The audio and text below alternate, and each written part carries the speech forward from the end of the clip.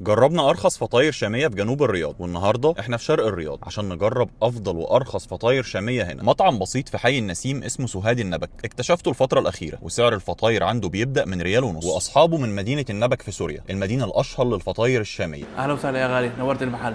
مستوحى من مدينه في سوريا، من ريف الشام القلمون، هي النبك، مشهوره بالفطاير، والفطاير اصلها يعني النبكيه. ويمكن ده من افضل وارخص مطاعم الفطاير الشاميه اللي جربتها في شرق الرياض الفتره الاخيره، ولقينا عندهم بوكس ب 30 ريال فيه 25 حبه، يعني تقريبا الحبه اقل من ريال وربع. جبنا منهم شويه فطاير، خلونا نجربهم مع بعض.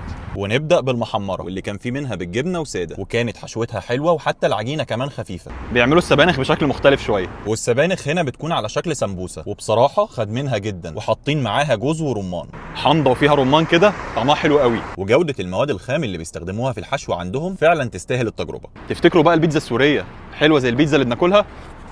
خلونا نجرب. وجربنا برضو من عندهم بيتزا، واللي سعرها بيبدأ من 8 ريال، وبصراحة كانت مخدومة جدا. ودايما بشوف السوريين مبدعين في أي حاجة بيعملوها، مطعم فعلا يستاهل التجربة، وده كان حسابنا. ودي كانت تجربتنا من سوهاد النبك، اشوفكم على خير، سلام.